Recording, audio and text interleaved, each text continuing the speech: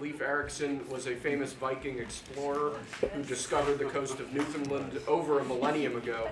This is a hugely important holiday, particularly in Americans who celebrate his legacy as a great explorer, as a devout Christian, and really just a fascinating individual in the history of our continent. Sweden and various other countries.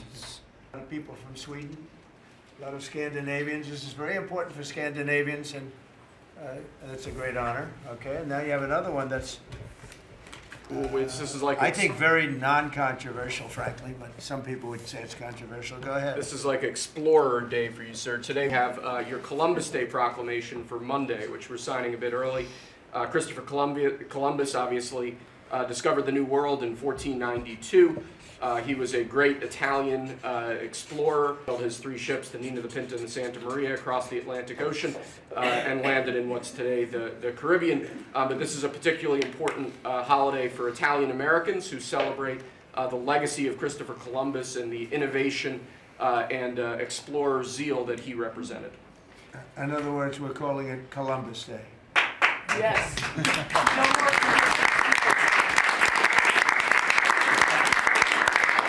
That was the press that broke out in applause. Can you believe that? I've never seen that happen before. The press actually broke out in applause. Good. Columbus Day. We're back. Columbus Day, we're back, Italians. Okay. We love the Italians. Okay. Thank you, Mr. Thank you. Great. Thank you very much. Have a good one, sir. So we covered Scandinavia and Italy. Not bad. Now for the rest of the world. So I want to thank everybody for being here. As you know, last night we reached a momentous breakthrough in the Middle East, something that people said was never going to be done.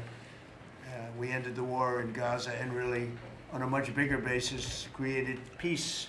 And I think it's going to be a lasting peace, hopefully an everlasting peace. Peace in the Middle East. We secured the release of all of the remaining hostages, and they should be released on Monday or Tuesday. Getting them is a complicated process. I'd rather not tell you what they have to do to get them.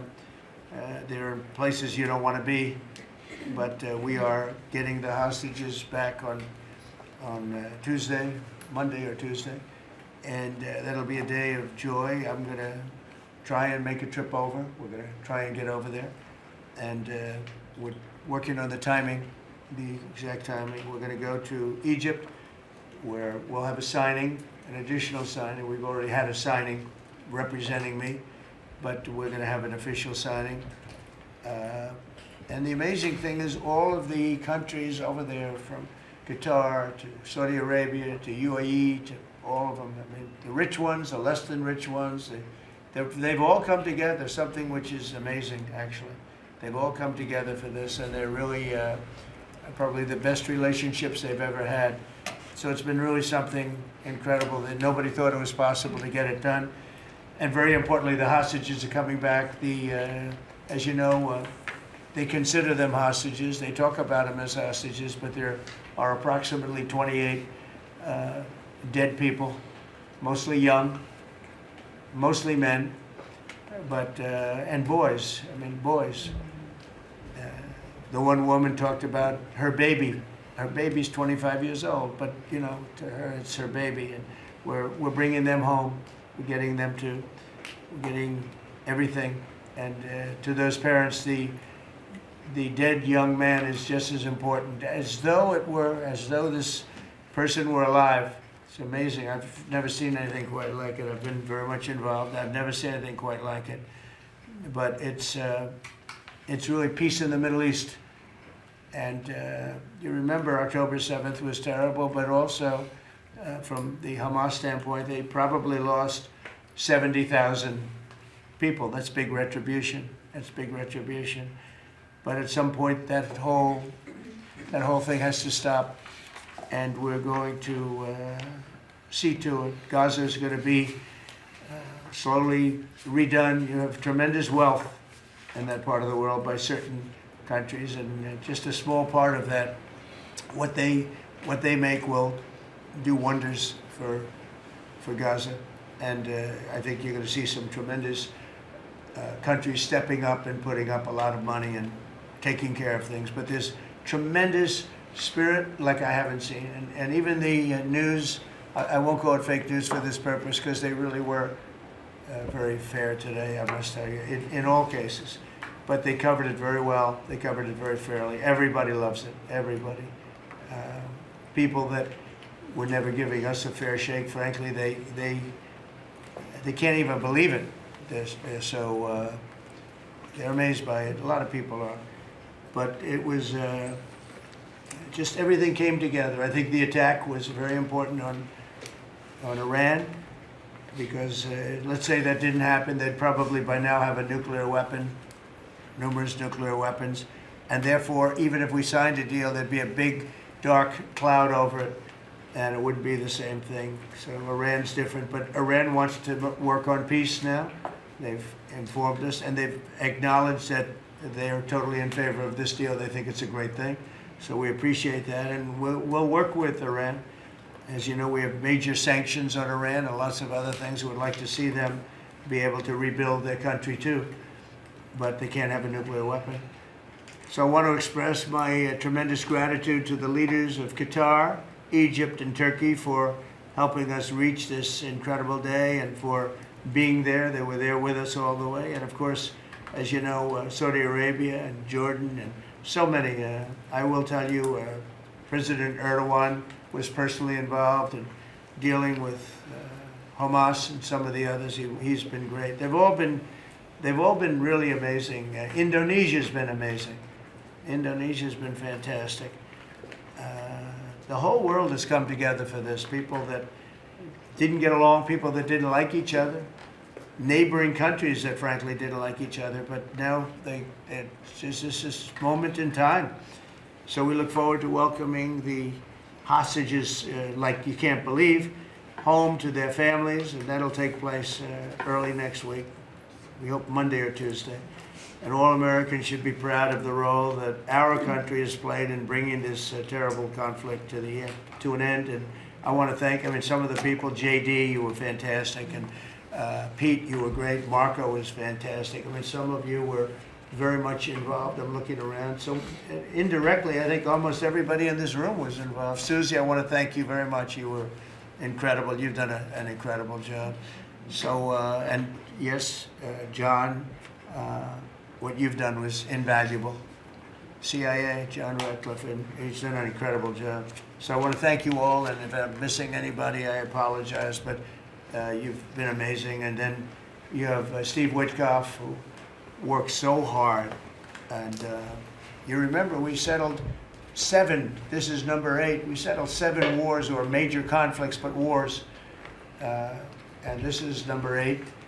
And the one that I thought would be maybe the quickest of all would be Russia-Ukraine, and I think that's going to happen too. But in the meantime, they're losing about 7,000 people a week, and that seems pretty bad. They're losing mostly soldiers, young soldiers. They go out to war, and they're getting killed. And while it doesn't affect us in a lot of ways, we've got a big ocean in between, you don't want to see that happen. It was a big mistake. That war should have never happened. It would have never happened if I were president. So we're here this morning for a cabinet meeting as my administration continues to deliver for the American people, despite the radical left lunatics that shut down our government. You have Democrats that they've lost their way. They have no leadership. We don't even know who to deal with over there. At least they know who to deal with. We have no idea who we're dealing with over there. It's like they have no idea what they're doing. Republicans have voted repeatedly to pass a clean, nonpartisan bill to reopen government at the same funding levels. We're not going to do anything only good for health care. We're really, I think, become the party of good health care. And they keep using health care as a cudgel. They want to try and get everyone thinking about health care. We're the ones that are saving health care.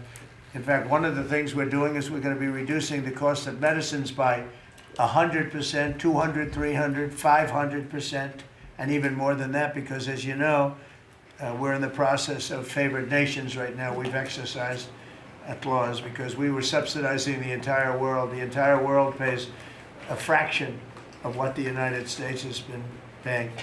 And we've already, numerous Pfizer and other companies have already signed, and other countries are a bigger problem because they've been getting a subsidized rate.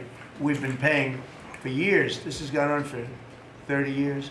We've been reducing the rate of drugs for other countries because we've been paying much more than we're supposed to. And they used all sorts of ideas like research and development.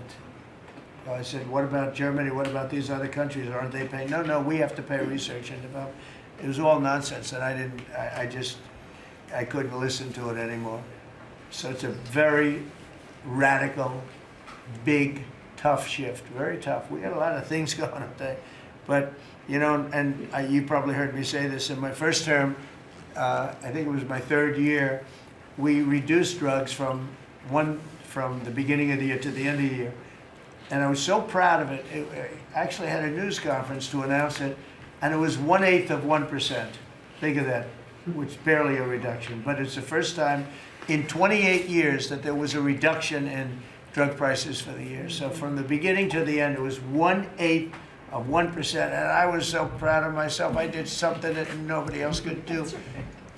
But when I started to think about it, I said, doesn't make sense. And then I'm starting to look at numbers where a pill or a treatment or some pharmaceutical product is selling in Europe for 10% of what we pay for in New York City or in any one of our places, and cities, states. And then I see people leaving for other countries to go buy their pharmaceuticals, where they make journeys to various other countries, including Europe, where they got the best bargains of all. And I put an end to it. It's over. And now we're, you know, in major, I guess, disputes, but we're winning the disputes by a lot. With the countries, a couple of countries said, we won't do this. I said, well, it's unfair that we're paying 10%, and, you know, you're paying just a fraction of what we're paying for the same product made in the same plant. And they said, well, we're not going to do it. I said, that's okay. You don't have to do it. But I'm going to put a tariff of 9% or 7% or whatever the amount of money is, and I'm going to put a tariff on your country for the amount of money that you're taking advantage of us for. No, no, no, you can't. I said, yeah, I can do that. I'm going to do that. And they would immediately agree. And I'd make the tariff substantially more than the number we're talking about. And they would immediately agree. So we have the consent, I think, Bobby, of every country, essentially. They know that if they don't do it, we're going to put a tariff on for double the price, and then they're going to do it. So we never had that before. You never had anybody in here that knew what the hell they were doing, I'll be honest. It really it makes me angry. Because for years and years, and this started many years ago, and basically we subsidize the world. So this is going to have a huge positive impact on Medicare, Medicaid, even Social Security. But anything where there's pharmaceuticals, drugs involved, it's going to have a tremendous impact. So we're going to get drug reductions of 100%. I told you 1/8 of 1% that I was proud of myself. Now you're going to get 100%, 150%, 200, 300, 400, 500%. You're going to get the biggest drug reductions that you've ever seen.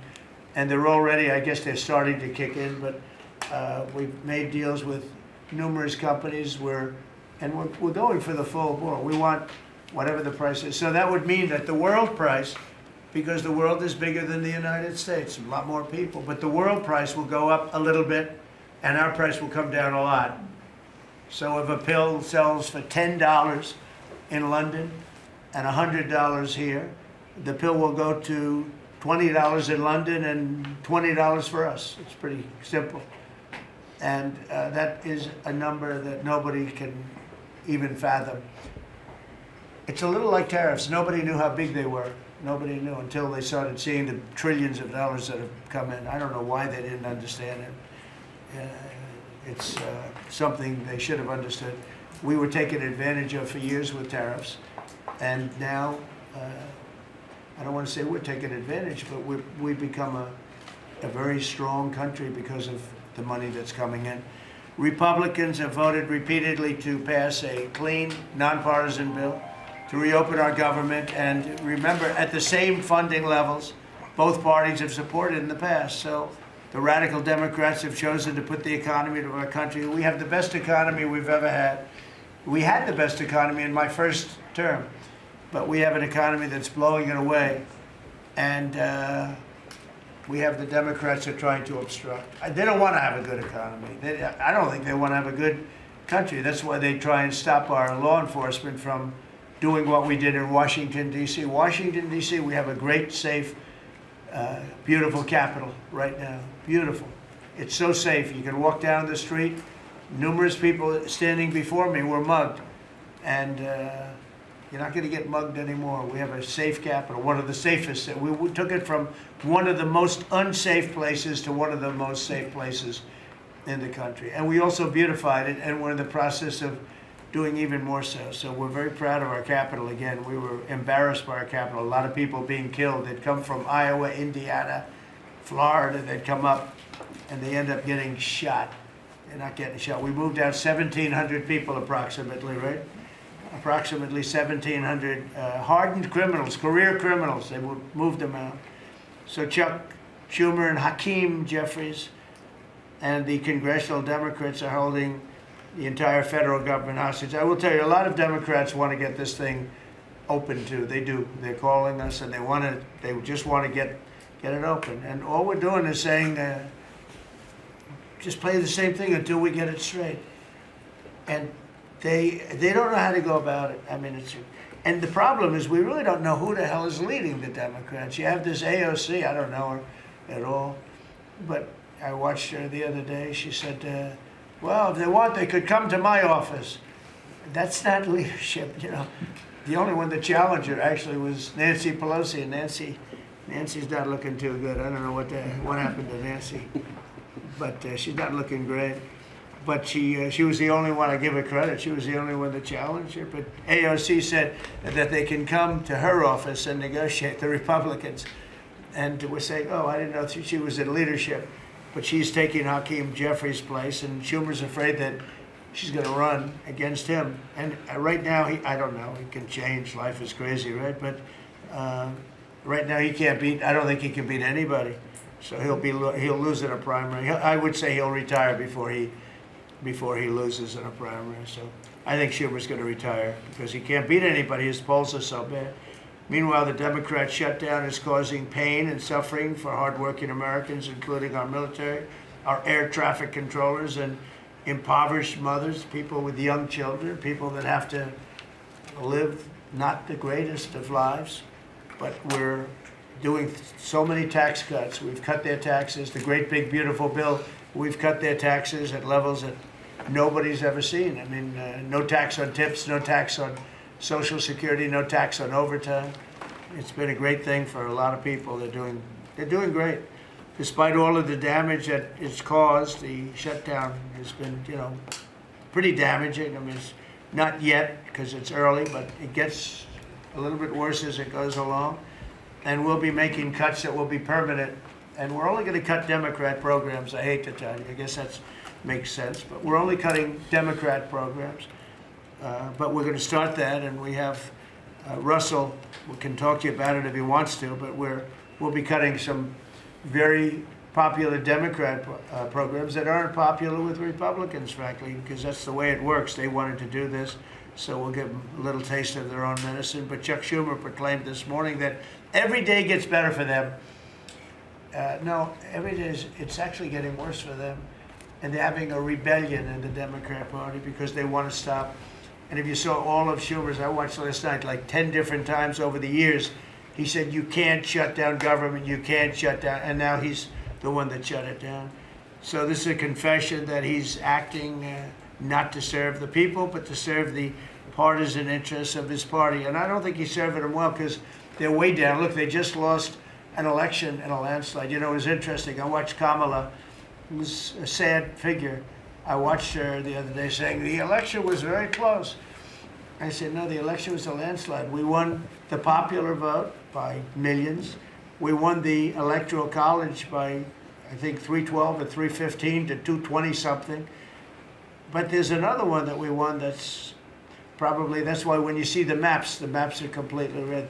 It's counties. The counties, we won at 2,505 to 525. So 2,500 to 525.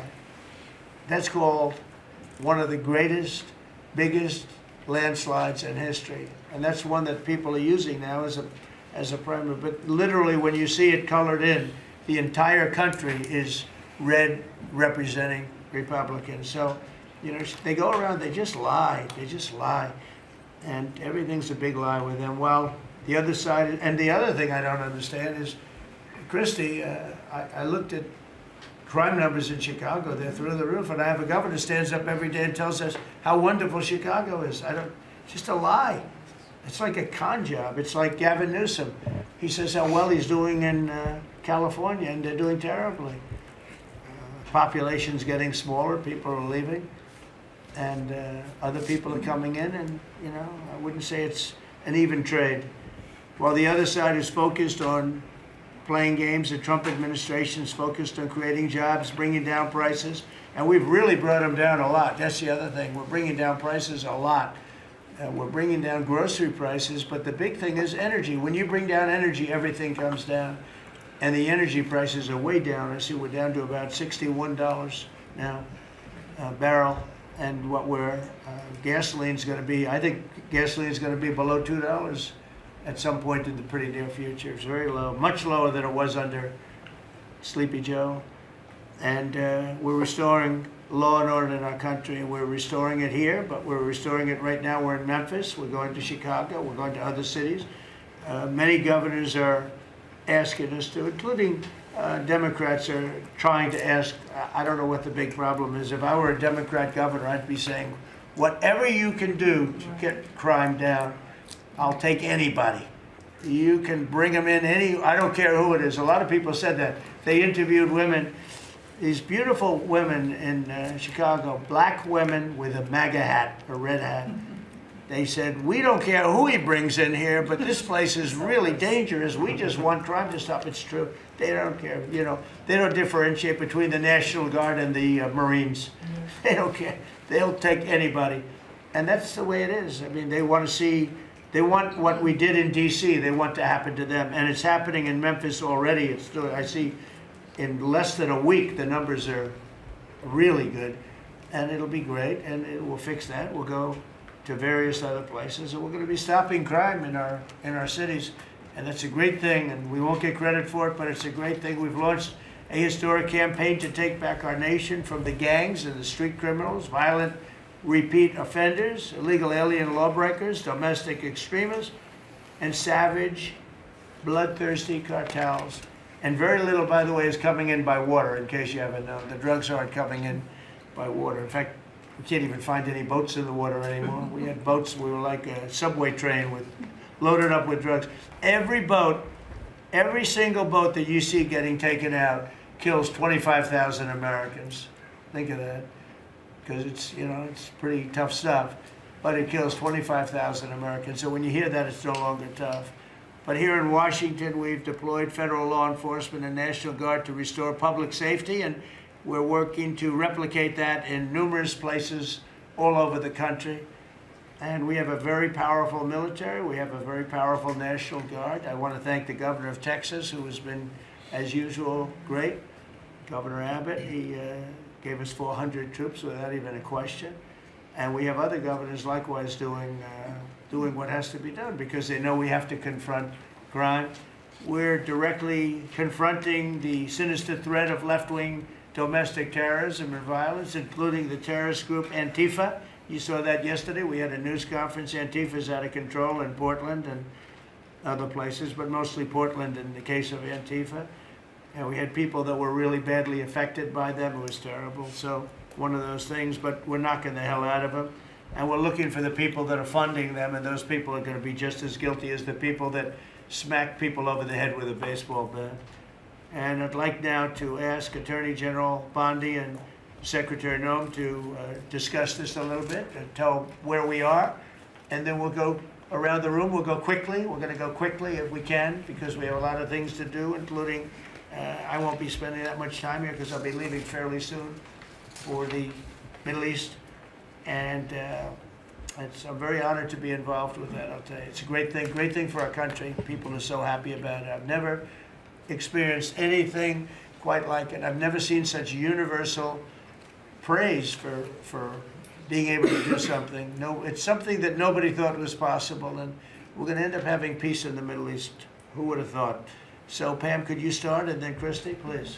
Sure, President Trump, and despite the Democrats' shutdown of our government, our law enforcement officers are out there working without paychecks, round the clock, to keep and make America safe. Secretary Hegseth and I were recently in Memphis. We had 1,100 law enforcement officers in one room with us.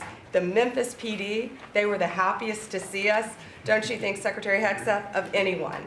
We had ATF, DEA, FBI, U.S. Marshals.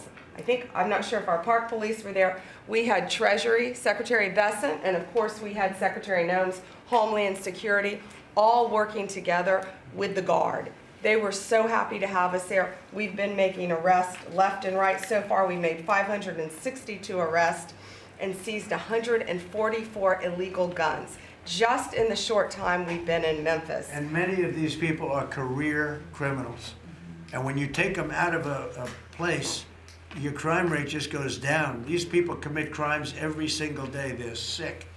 And we're taking them out. In some cases, we're bringing them back to their countries where Biden allowed, with the stupid open borders that we had in our country, to come in. But they're being brought back to other places, or they're being put in jail, but they're career criminals.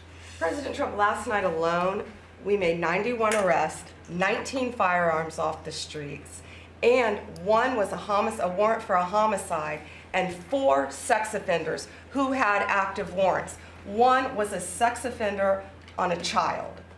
Everything we did in Memphis was worth it, in my opinion, for that one arrest. Think about that. We got a child rapist off the streets, but yet we've made 562 arrests and still going strong in Memphis. Just what we did in D.C. But it's because it's all of us. It's a team working for you to make America safe, all together, round the clock. Thank you very much. Thank you, Pam. Thank You're you, doing a great President job. Trump. And it's amazing that we're not getting cooperation from Democrats. It's like, it's a new issue. You know, we have all the old issues of the wall and the border and all of the things, men playing in women's sports they still want that, transgender for everybody. All these issues are so crazy, but we have a new one. It's called crime. We stop crime, and they allow crime. They want crime. It doesn't make sense. I think it's as ridiculous as the other things that we talk about all the time. But I've added it onto our list, a 5-letter word called crime. We stop it, and they actually incite it. It's crazy.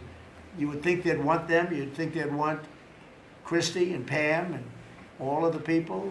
If we needed the military, Pete will be there. We've got a massive military. We have the best numbers we've ever had for recruitment. We have a lot of people now.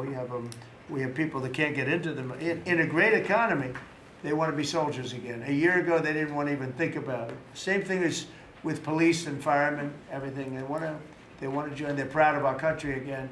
Christy, go ahead, please. Well, sir, thank you for your leadership and for deploying all of government to help us keep our country safe. You have talked extensively about how threatened our ICE officers are, but all of our law enforcement out there.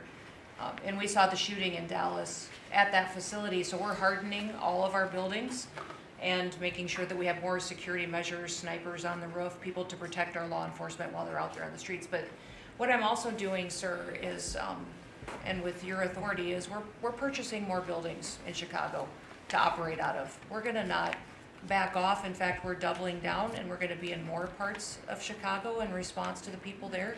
And then I was there a few days ago and looked at some facilities that we can deploy more law enforcement out of. Because what they're trying to do with these riots and violence is distract us and keep us from going after those murderers and rapists that are out in the streets. And then I was in Portland, went out and back on Tuesday, and met with the governor, met with the mayor, met with the chief of police and the superintendent of the highway patrol. They are all lying and disingenuous and dishonest people, because as soon as you leave the room, then they make the exact opposite response. So we're looking at new facilities to purchase. They're in Portland too, and we're gonna double down. And I told them if they didn't meet our demands for safety and security on the streets and work with us, then we were going to bring in more federal law enforcement. So I wanna thank Pete and the Department of War for all their help. They've been fantastic, but while we fight litigation and work with Pam on that, we're gonna send more of our resources and men and women out there to keep everybody safe, so no President- worries. What we see in DC and what we see in Memphis for benefits for people in the safety and security, we'll see that in Chicago and And Portland. the numbers in Memphis, it's only a week, but the numbers have been amazing, I understand. That's exactly right. The They've crime been numbers are way down. fantastic, and it shows what a partnership can be between local law enforcement and the federal government. And if we have to do it the hard way in Portland and Chicago, we will. All right. But the people That's demand fine. And the President safety. Trump, my lawyers are in court right now as we speak for you, arguing in Chicago and Portland to keep them safe, to bring in the guard. The government doesn't want it there, but we do. We're going to keep their citizens safe, thanks The to people you. want it. I don't understand the politics of it. I don't understand why a Pritzker is trying to protect people that are They're more really scared bad. of, they're more scared of the anarchists that are on the street and the politics of it than they are of doing the right thing. I think they're afraid. Yeah, I yeah, think they're they're scared. threatened. They don't tell us, but I think Pritzker's threatened by people. There's no other reason that this could be possible, that they don't want to have a safe Chicago. And we can solve the problem very quickly. And we're doing that anyway, regardless of if he doesn't want it or if he does want it, we're doing it anyway. So make sure. I asked the mayor that himself. He said that Portland was perfectly safe, a beautiful city, no problems. And I said, well, why did you clear the streets for me today then and build out a 4-block radius to make sure I could get in and out of here? And these people on the street screaming death to ICE. There's graffiti that says Molotovs melt ice. We have the guillotines. We're going to use them. The things Portland's that- almost different. It's like anarchists. It is. It really You know, is. it's really different than a lot It's of the awful. others. This is a sick situation, but those are anarchists. Those are people that want to overthrow government. They're really degenerates. And we're finding out who is supplying all of those beautiful signs and everything Well, else. Scott's been fantastic. His team finding the financial networks is great. That's what Okay, gives Scott, everybody. Scott will do that. That's easy for Scott. We got a great team, sir. That's good. How about we go to Marco? You could talk a little bit about what's going on and Well, go ahead. yeah, Mr. President. I don't know if one day perhaps the entire story will be told about the events of yesterday, but suffice it to say, it's not an exaggeration that none of it would have been possible without the President of the United States being involved.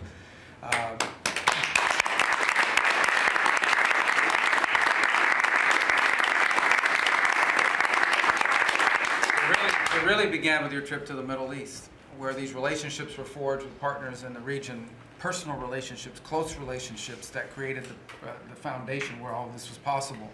Where I think this really took a turn. Remember, a month ago, no one thought this was possible.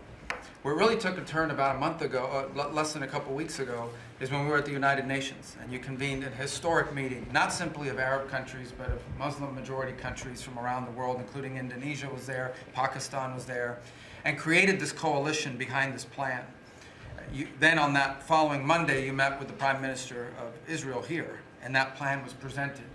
And then, of course, our great negotiating team followed up on it. In the interim, again, perhaps the stories will be told, perhaps they will never be told. The President had some extraordinary phone calls and meetings that required a high degree of intensity and commitment, and made this happen. And I think what's important to understand is that yesterday what happened was really a human story. There's a geopolitical aspect to it, there's no doubt about it. It creates the conditions for Gaza to one day be a normal place again and people to have a better life and Israelis to be safe. But yesterday was a human story.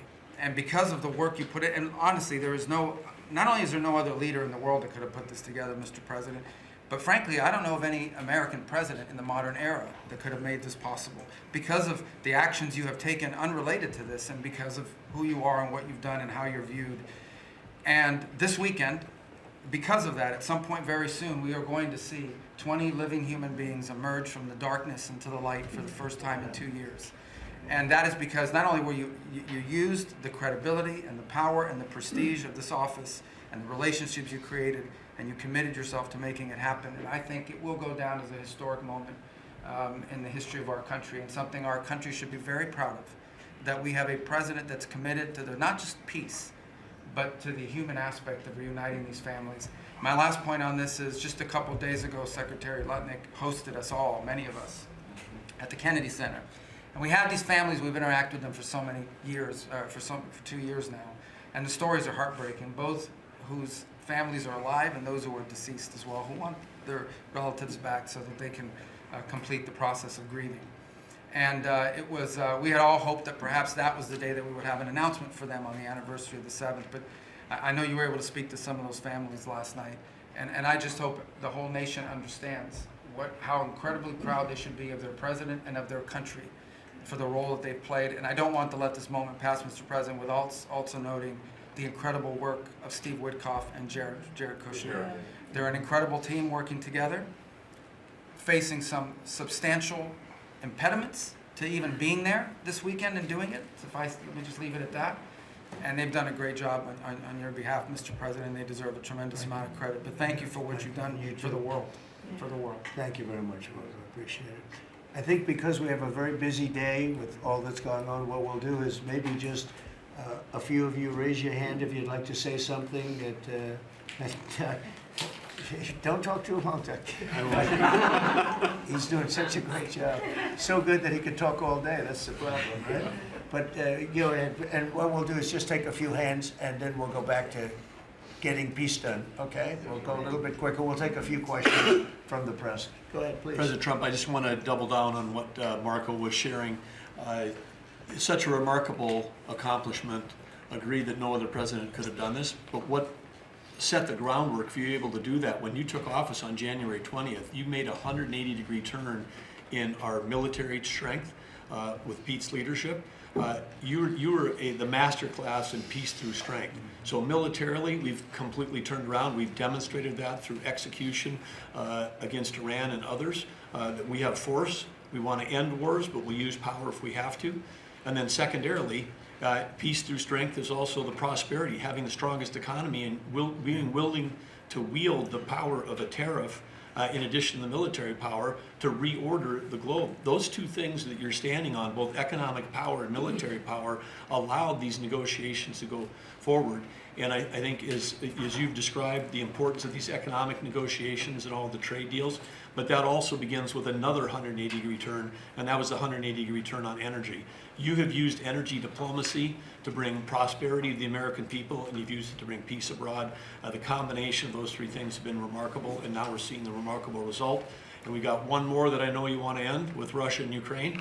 Energy is going to play a key role in that, and now with this historic agreement, we're in a position working with the Middle East to also end the Russian-Ukraine conflict. So again, congratulations. Thank you very much, Doug. I appreciate it. Maybe I'll go to you for a second. You can just cap out what he said about the military, how well we're doing, and how big it is, and how strong it is.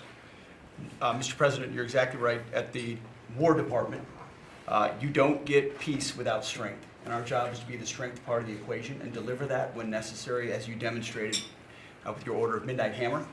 And the entire world saw. And I just want to echo what Marco said. It is a personal honor to be able to witness the way you lead and negotiate. I wish people had a full understanding of what that looks like, that historic nature. A lot of us vets, you know, the Vice President, Tulsi, Lee, Doug, probably after decades of war and the chaos that was unleashed through reckless and foolish American policies, never thought this kind of peace would be possible. Yet, with your strength, with your ability to wield trade negotiations, personal relationships, to open up that opportunity is truly historic on the world stage. And it creates a whole number of other cascading effects. And watching Marco and the Vice President and Steve and Jared, the CIA director, everybody come together to make it happen.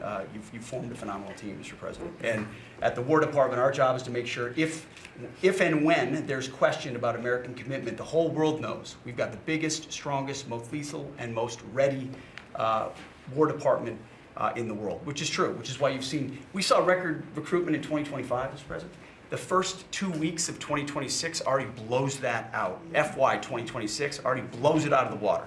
In fact, re-enlistment has already met its year-long goal in the Marine Corps in 2026. 2 weeks. Okay. You can't, there's no other way to create that kind of love and enthusiasm than with your leadership, sir. And it is an honor to work with Pam and with Christy and the cities across the country to make sure American citizens and law enforcement are protected with our National Guard, That's a core mission. And last thing, Mr. President, on the southwest border, the first group that rotated in to lock down that border to 0 crossings is now rotating out. And with a new border medal, the Southwest Border Medal, or it's actually called the Mexican Border Medal, revived from 1918, that will be pinning on their chest. So thank you for renaming the department, and we're trying to live up to it every day. Thank you, sir. I mean, think of this. We have record numbers of recruitment. 1 year ago, there were stories, front page stories, that we couldn't get anybody to join the Army, Navy, Air Force, Marines, Coast Guard. My beautiful, I call it our beautiful Space Force. I love our Space Force. It's turned out to be very important. But we couldn't get anybody to join. Nobody wanted to join, including our police and fire. They didn't want to join anything. Recruitment was embarrassing. We couldn't get anybody. And now we're brimming. Now it's, and they're getting in based on merit now. A soldier's a soldier. They come in now based on merit, not based on woke stuff that anybody can qualify. You have to qualify for jobs. You have to qualify for certain types of jobs. And it's amazing. So we were embarrassed a year ago. Think of it, a little bit more than a year ago. I think it stopped on November 5th. I think it really started, this all started on November 5th, the election day.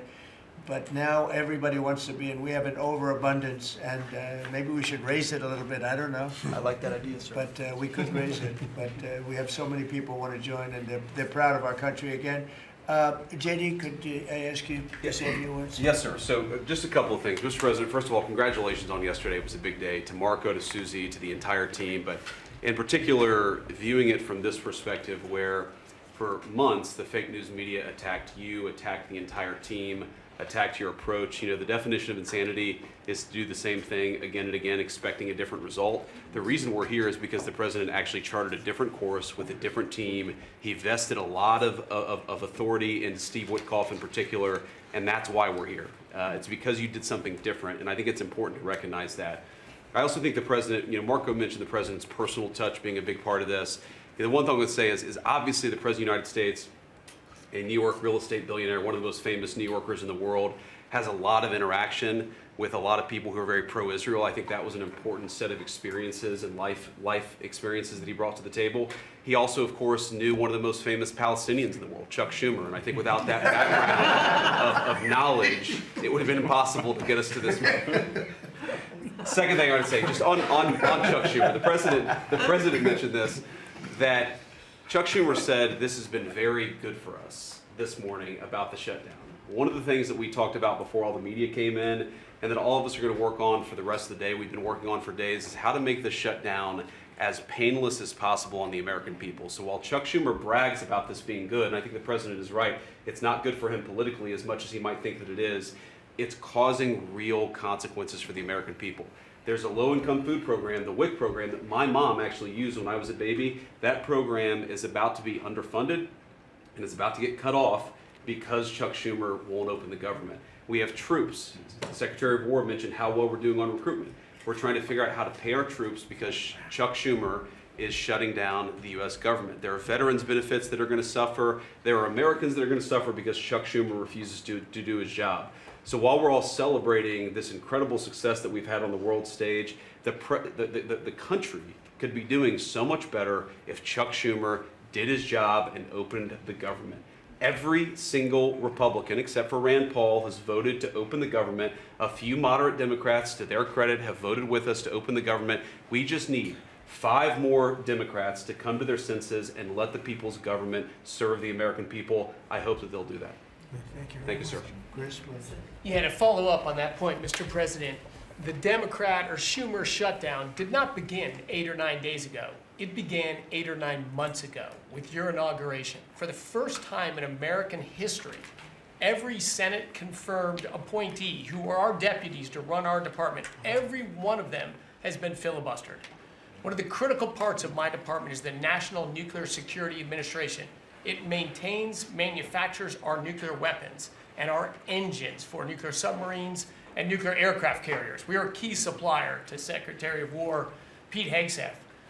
They filibustered, the Democrats filibustered the leader, the administrator of the National Nuclear Security Administration, would not let him come into my department until the Republicans 2 weeks ago changed the Senate rules so they could confirm them and we could have a leader. They filibustered the leadership, now they're filibustering the funding. In the next 6-7 days, we're going to run out of funding, and the retooling of our nuclear stockpile, the ultimate guarantor of our sovereignty, is going to be underfunded, and we're going to have to slow down and creep to a crawl these efforts. Just incredibly irresponsible for Schumer to worry about his own reelection and not the 340 million Americans that count on the efforts of our military and all of our departments. It's truly offensive, and we need to bring it to an end as soon as possible. Let's open the government back up. And you're doing a great job. Thank you very much. Bobby, did you want to say something? You got a lot of things happening. A lot of things. A lot of very positive things, actually. Mr. President, I'm glad you're getting bipartisan accolades on the Mideast peace agreement. You should also get bipartisan accolades on the MFN agreement. It is an historic agreement that's going to benefit every hardworking American. It's going to lower the price of drugs for every American. By the time this administration is over, we will have 95% of the drugs in this country will be the lowest price in the world. It immediately begins to affect Medicaid, Medicare, Social Security, the other government programs. I remember when I went through the confirmation process, and the principal preoccupation of the Democrats during that process was whether I would continue the IRA negotiations on drugs. The Democrats negotiated 10 drugs. I'm supposed to negotiate every year 15. The 10 that they negotiated, they claimed to get a 22% reduction, but it was a lie. It was 22% under the list price, which was actually higher than the price we were getting. So Medicaid, Medicare ended up paying more for those drugs than they were paying beforehand. They only got a benefit on one drug. One was tied. 8 of them were lower. So they should be applauding what we're doing now. We're doing something that every administration, Democrat and Republican, has been saying that it was going to do for decades, and you got it done because you understood the power of the tariffs. We had leverage over these companies. And you did it in a way which you asked us to do, to negotiate in a way that was not going to stifle innovation, that was going to make sure that those companies could bring their production home, and they are doing that. And it was a profound success. It will affect every American for 100 years. And you should be getting bipartisan accolades on that. I'll say one other thing about Tylenol, only because of this. This morning before I came in here, somebody showed me a TikTok video of a pregnant woman, 8 months pregnant. She is an associate professor at the Columbia Medical School. And she is saying, F Trump, and gobbling Tylenol with her baby in her placenta. And the level of Trump derangement syndrome has now left the political landscapes, and it is now in the realm of pathology. And a mother could overwhelm millions of years of maternal instinct to put her baby at risk. And all you have to do is look at the studies which you and I talked about.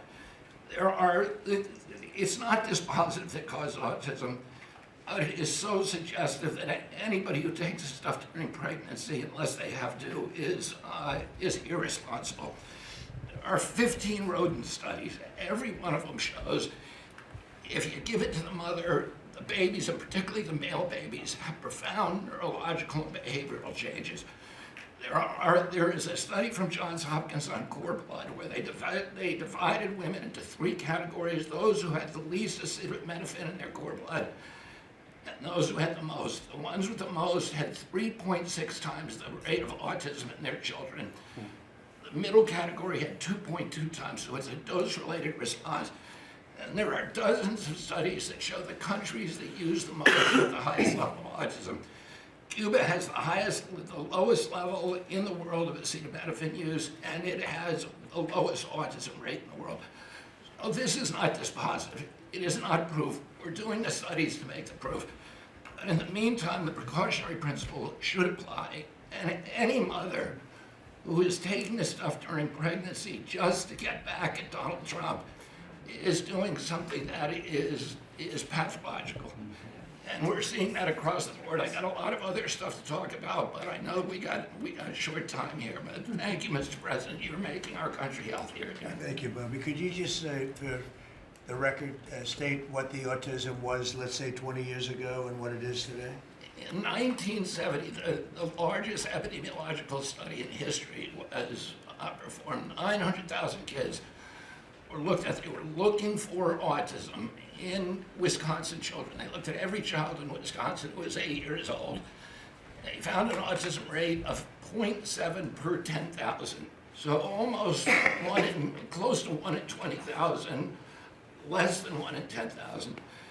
Today, the autism rates are nationally are 1 in 31, but it's actually much worse than that because California, which has the best collection system, reports an autism rate of 1 in every 19 children, 1 in every 12.5 boys. This is a national security issue. There is nothing more important, and I'm grateful to you, Mr. President, because you know the flack that you take for talking about this issue. You've shown courage and you've shown leadership, and I can't thank you enough for letting me do this work. Thank you. So think of that, 1 in 20,000, and now it's 1 in 12 for boys, 1 in 18, 19 for girls. So obviously there's something that's artificially, I think, induced, something, whether it's the vaccines in terms of these massive vaccines that are twice the size of a jar like that, of a glass of water like that, I mean, into a baby's body. And I've suggested get them in doses, get them in, you know, maybe 20%, 30%, but smaller, not such a big. I think, you know, that. Then we had certain recommendations, the MMR, take them separately. The measles is already separate now, and it works out much better, but there doesn't seem to be any impact if you take it separately. If you take it as a combination, it's not so great.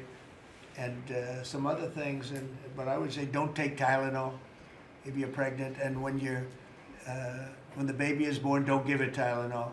If you can avoid it at all, just don't give it Tylenol. I'll say this. Really, also, what do you have to lose? You really don't have much to lose. Yeah, go ahead. There's many other confirmation studies.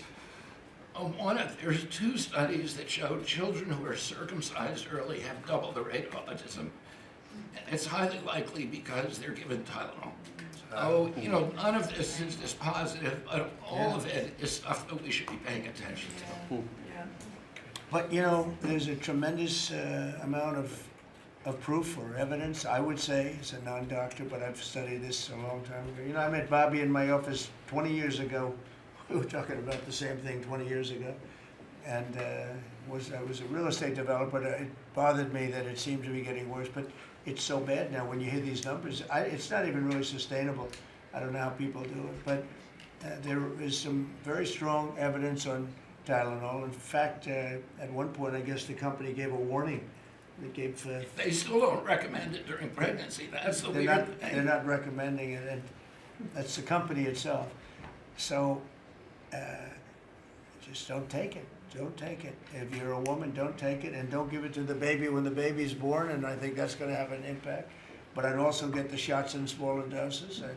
There are a few things, we gave a few things that just seem to be, and I think you'd get that number way back up. Think of it. You have 1 in 20,000, and now it's not even believable when you think that 20,000 drops to 12 children.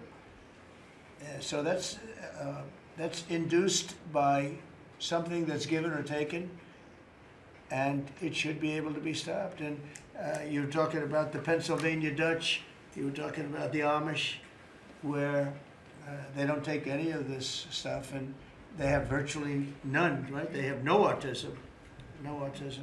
So we're doing something very bad. Somebody's been given some bad things. Other countries, by the way, we have, I think, we have 82 vaccines that we give simultaneously. And I'm a vaccine believer, by the way. I believe in the polio vaccine. I believe in a lot of vaccines. But when you give 82 vaccines in a shot to a little baby that hasn't even formed yet, it's a lot of vaccines. And in Japan, they give a much smaller number. In Germany, they give a much smaller, like 28 vaccines. That's a lot too, but 28 is a lot different than 82. So, but I would say on the Tylenol, don't take it, and that will be. I think it's going to be a big factor. I think it'll be a very good result, and I hope we're going to be able to see that result in the not too distant future. Because certainly, people have heard us loud and clear. That's why I bring it up again. That's why I asked you to talk about it, because this is a horrible thing, and if you don't take it, I mean, you have to tough it through sometimes. There are other things you can do, but you have to tough it out. It's easy for me to say, but I think you're going to see numbers that will be it'll be so significantly improved, and maybe fully improved. I mean, there's something there. There's something going on, and we have to address it. And so I'm addressing it the best I can as a non-doctor, but I'm a man of common sense. Okay, any other questions? I'd like to comment on the Yeah, workforce. please. Mr. President, a lot of people are calling to give you the Nobel Peace Prize after this peace deal that you managed to achieve in the Middle East. First of all, your opinion on that, and I was wondering about your trip to the Middle East, if you can tell us if you're considering to speak at the Knesset, at the Israeli parliament. Well, they asked me to speak at the Knesset, and I've agreed to. If they would like me to, I will do it. It's the first time a president has ever done that, so that makes it very interesting, right? Yeah. But yeah, so I will do it if they want me to. They have asked me to do that. Thank you. Families of hostages are out in the streets in Israel dancing and crying tears They're of all joy. dancing in the streets right now. They're dancing in the streets. They're so happy. Everybody's happy. They're dancing in the streets of Arab countries, Muslim countries. I've never seen anything like it. Everybody is happy. It's been really amazing. Thank you. President Trump, on the international peacekeeping force that's going to deploy to Gaza soon, do you expect that Pakistan, Turkey, other countries to contribute forces? Has that become firmed up? And also on the shutdown, it seems like in the House there's a majority support for a temporary extension of the Obamacare subsidies, perhaps minus the funds for illegal immigrants. Is that how you see the deal to end the shutdown happening? Well, I see the deal just getting extended as we continue to talk, but we're willing to pay because we're paying. You know, it's very simple. We're paying. And the Democrats are the ones that cause this problem. And it's a big problem for them. They have a lot of break in their ranks. But so I see that, you know, I think that'll get worked out. But we want to get back before we do this. We don't want to have a gun held to our head. We don't like that. And the public doesn't like it either. So we want to get back. And I think it's going to work out. I think it's going to work out very well. It's something that shouldn't have happened. This was supposed to take place before the election. You know, this was supposed to take place on September 28th before the election.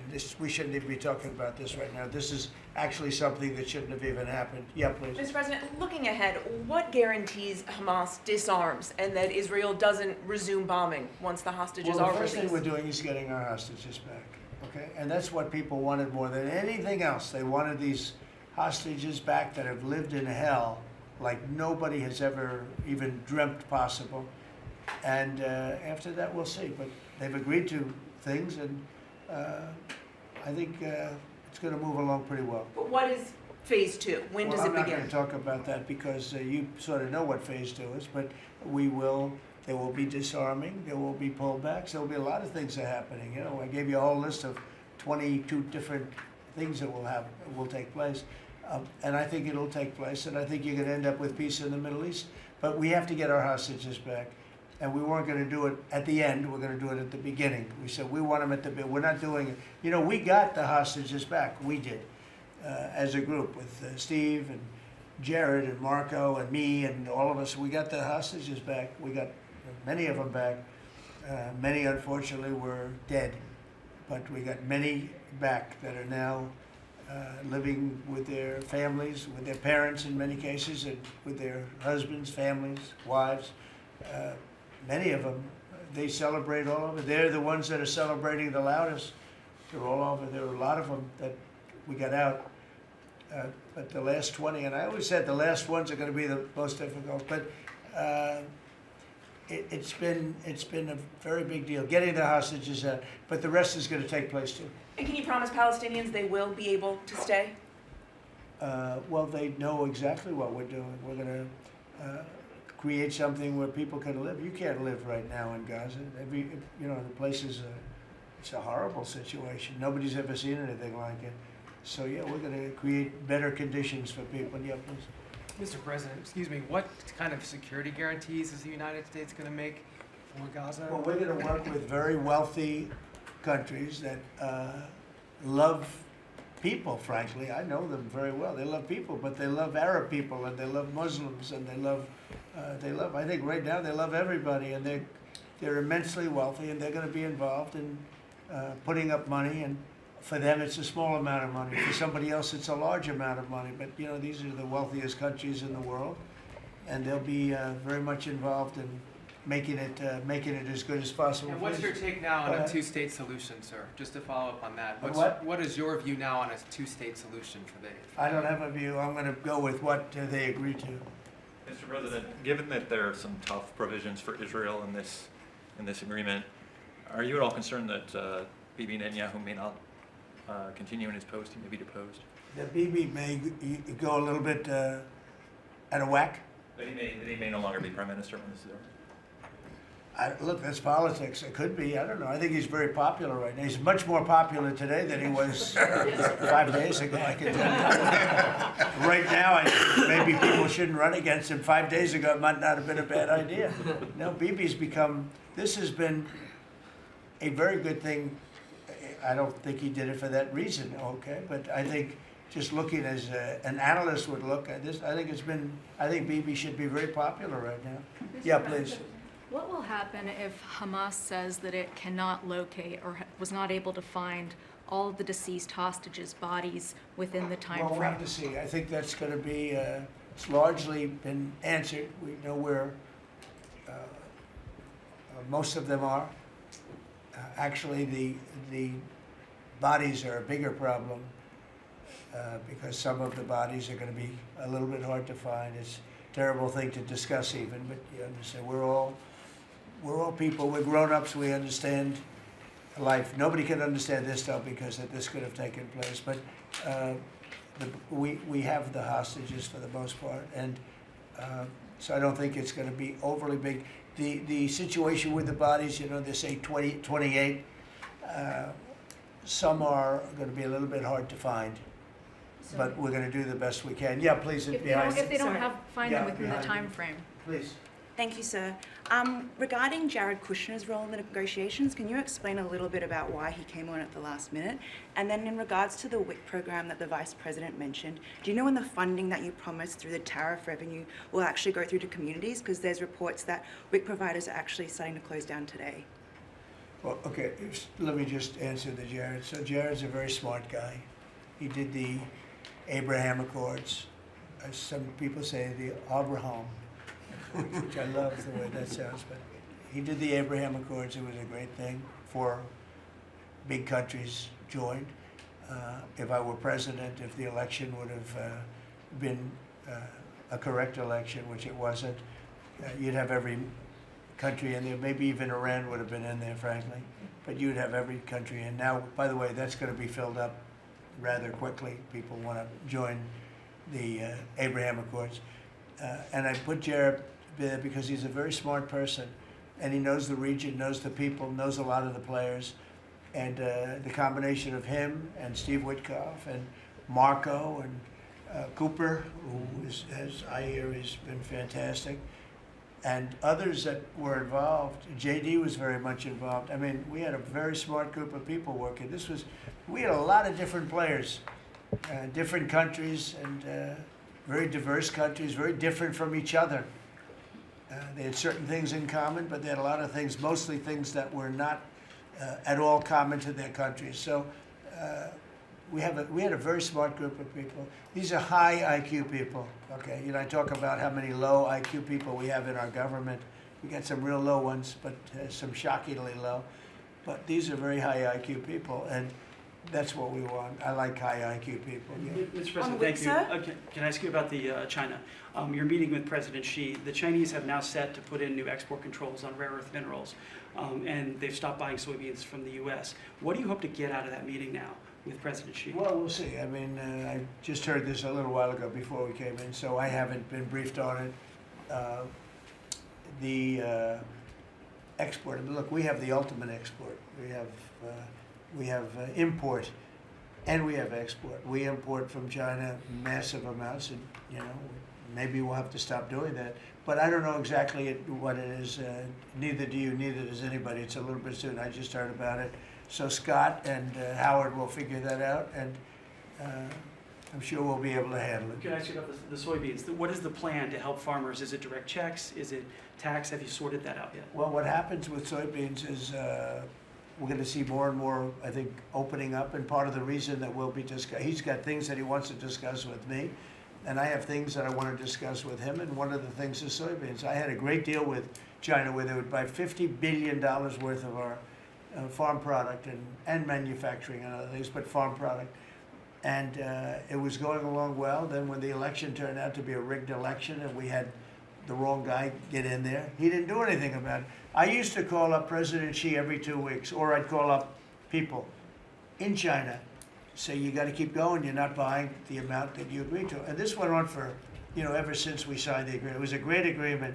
So they used to do 15 billion, and I got it up to 50 billion, 50, and it was great. Then when Biden got in, they just never adhered to the agreement, and nobody in Biden's group, as you can imagine, did anything about it. So it just sat there for 4 years, and they didn't adhere to the agreement. And we, you know, it's hard to go back after 4 years of nobody calling them, but I used to call them every 2 weeks. I'd say, you know, you're a little low, or I appreciate it. Oftentimes I'd say, thank you very much, you are totally adhering to the agreement. But we had an agreement, they would buy $50 billion worth of our product, mostly farm product. And the farm, remember I said to the farmers, buy larger tractors and more land. And that's exactly what happened. They did well. But we do suffer. I'd like you to discuss that maybe for a second, Brooke. Sure. Very quickly, by the way. Yes, sir. But would you just talk about how Biden let us down? Biden, every single thing, every problem the farmer has is because Biden didn't do anything for 4 years. Go ahead. No, I think that's right. This president has been unequivocal in his support of the farmers. First of all, in term one, we worked on it so hard and opened up markets, but especially this term. But here's what everyone has to understand. The farm economy is in a very uncertain time. But that isn't because of the current trade negotiations, although certainly the China part is part of that. But we inherited a slew of issues. First of all, as the president said, when we left Trump 1, we had an agriculture trade surplus. When we came back for Trump 2, it was a $50 billion ag deficit. That isn't everything, that's just agriculture. The second part is the cost of inputs for our farmers increased on average between 30 and 38%, but that includes fertilizer, it includes fuel, it includes interest rates, it includes labor. All of this came about under Joe Biden, a 47% increase in the cost of labor that now Secretary Chavez-DeRimmer and Noam and I are working on. Fuel is coming down, thank you. Interest rates, thankfully, are coming down. A 73% increase in interest rates for our farmers. They couldn't get loans to make sure that they could move forward. So that's all really, really important. And I think we have to realize what the president's commitment is this, that we're moving into an era of rural prosperity, of a golden age for our farmers in rural America. The trade renegotiations and the trade realignment that Jameson and Scott and Howard have led with the president's leadership is unlike anything that's happened in the history of our country. And those that will benefit the most are the original Americans, our farmers and our ranchers. The president has committed, if we need a bridge, he has talked about that to get us from the Biden years to the new Trump era. That's what we're working on every day. We've got to get the government reopened so that we can move forward on that. And once we do, we'll be able to move out a significant program to help our farmers. Long term, we have to change this hamster wheel of government. We've got to ensure that the farmers have the market to sell, and it's a national security issue and onshoring a lot of the food as well. Okay, So, sir, thank you. Thank you, everybody. I think that's enough. Thank you, press. Thank you, press. Let's go. Thank you. The country is doing very well. Thank you very much, everybody. Thank you, press. Still open to go out. Thank you. Thank you. Let's go, press. Thanks, guys. Let's go. Head out, guys. Thank you. Thank you. Right this way. Thanks, guys. Grab the camera. We can come back. You head out. Of course. Check them out.